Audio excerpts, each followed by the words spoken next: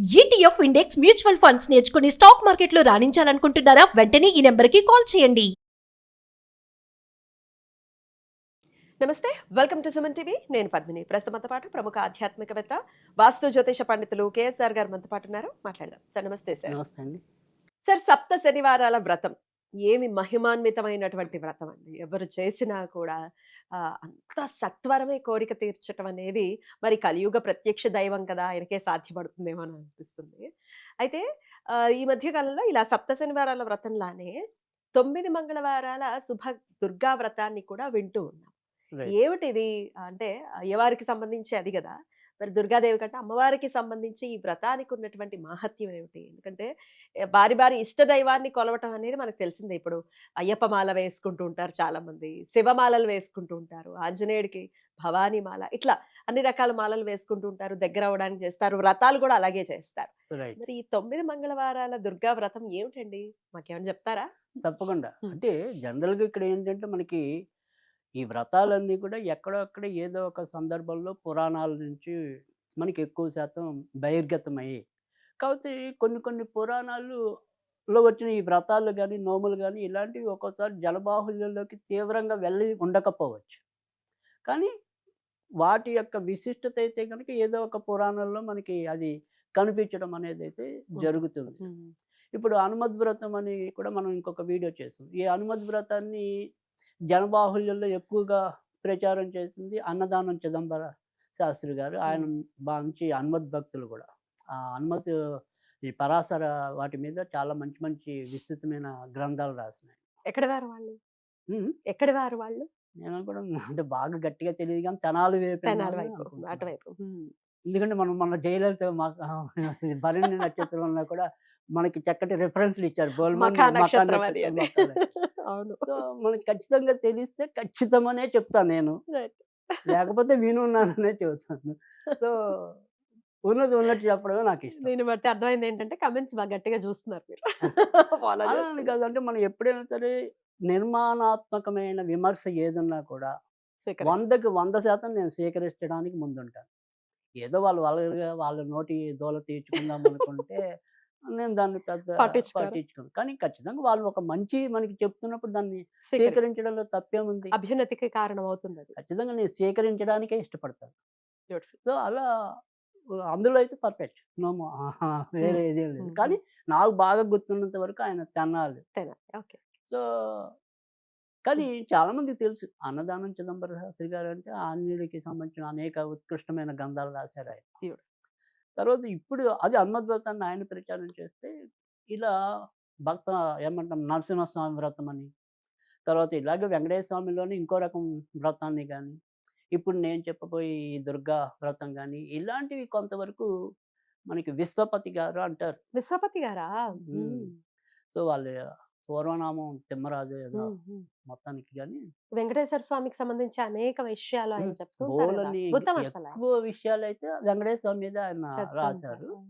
కాపోతే ఇలాంటి కొన్ని కొన్ని వ్రతాలను కూడా ఆయనే కొద్దిగా జనాలకి మరుగున పడిపోయినవి కొన్ని బయటికి తీసుకొచ్చే ప్రయత్నం అయితే గనక గట్టిగా చేస్తారు. గట్టిగానే ఆయన నాకు గుర్తున్నంత వరకు.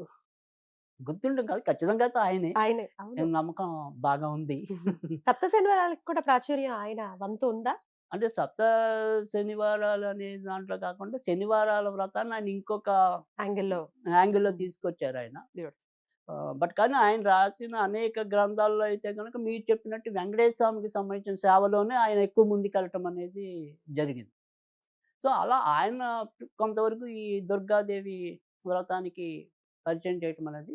తర్వాత మనకేంటంటే కొంతమంది అంటే ఆహ్, పూర్వ ఋషులు ఎవరైతే ఉంటారో వాళ్ళ ద్వారా కూడా కొంత రావటం, అలాంటి వాటినన్నిటిని కూడా తంత్రాల రూపంలో ఆయన పేరు పూర్తిగా గుర్తుకు రావట్లేదు. ఎందుకో సడెన్‌గా గానీ హ్మ్. ఆహ్ ఆయన చాలా బాగా అంటే ఇలాంటివేవైతే మనకి తంత్ర సాహిత్యం ఉందో, అలాంటి వాటన్నిటిని కూడా బాగా ప్రచారంలోకి తీసుకురావటం అనేది జరిగింది. అంటే శూల్ని దుర్గా తంత్రమని, ఓహో!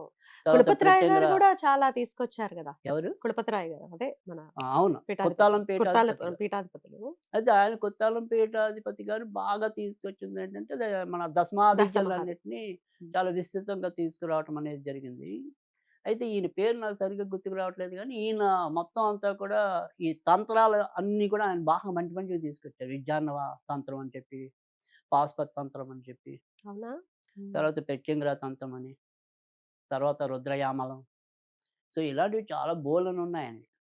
సో, ఆయన చాలా బాగా విస్తృతంగా తీసుకురావటం అనేది జరిగింది. దాంట్లో కూడా ఇలాంటివి ఉన్నాయి. ఈ వ్రతాలువి. శివల సుబ్రహ్మణ్యం గారు రెమెడీస్ శివల చెప్పారు. సుబ్రహ్మణ్యం గారు పూర్తిగా రెమెడీస్. జ్యోతిష్యానికి సంబంధించిన వారు. రెమెడీస్. సో, ఈయన ఎందుకో ఎవరాయన? మరుగున పడ్డారు నాకు. ఎప్పుడు నా నోట్లో ఉండే ఆయనే గానీ, ఇవాళ అమ్మవారు ఎందుకు ఆయన పేరు నాకు అదే అక్కడే ఆగిపోయింది బ్రెయిన్. ఎవరు ఎవరు అని. సరే. అది. ఓకే. ఏమిటి అయితే ఈ 9 మంగళవారాల రైట్. అయితే దుర్గా? ఇక్కడ ఈ 9 మంగళవారాల్లో మనకేంటంటే జనరల్‌గా దుర్గాదేవి పూజ ఎలాగైతే మనం షోడశోపచారాలతో చేస్తామో హ. శ్రీ సూక్త విధానంలో, హ్మ్. అలా ముందు పూజ చేసేయటం అనేది ఉంటుంది. ఆ తర్వాత అన్ని వ్రతాల్లో లాగానే ఇందులో కూడా 5 కథలుంటాయి. హుహు. అయితే ఇక్కడ ఈ 5 కథలు, ఈ వ్రతం అనేది 7 అదే ఇందాక మనం 9 మంగళవారాలు ఏదైతే ఈ శుభ దుర్గా వ్రతం అనేది. అంటే ఈ అన్ని రకాల శుభాలకి చేకూర్చడానికి ఈ వ్రతం ఉపయోగించుకోవటం అనేది ఒకటి.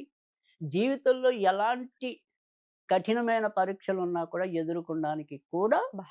ఈ వ్రతం ఉపయోగపడటం అనేది ఒకటి. తర్వాత ఈ పరీక్షలే కాదుట. మామూలుగా విద్యార్థులు రాసే పరీక్షల్లో కూడా ఓహ్! ఉత్తీర్ణులవ్వడానికి కూడా వాళ్ళకి ఉపయోగపడు. చాలా సులభమైన పద్ధతి కూడా చెప్పడం అనేది జరిగింది. ఈ యూపీఎస్ ఎగ్జామ్స్ కి ప్రిపేర్ అవుతున్నాం లేకపోతే ఈ అదే ఎలాంటి గ్రూప్స్ కి పరీక్షలకెళ్ళినా ప్రిపేర్ అవుతున్నాం అనే వాళ్ళకి కూడా ఉపయోగపడుతుంది. అదే ఆయన తెలిపింది ఏంటంటే కనుక తేలిగ్గా వీళ్ళు మొత్తం అంతా వ్రతం చేయక్కర్లా. హ్మ్. ఇందులో రాసిన 5 కథలు హ్మ్.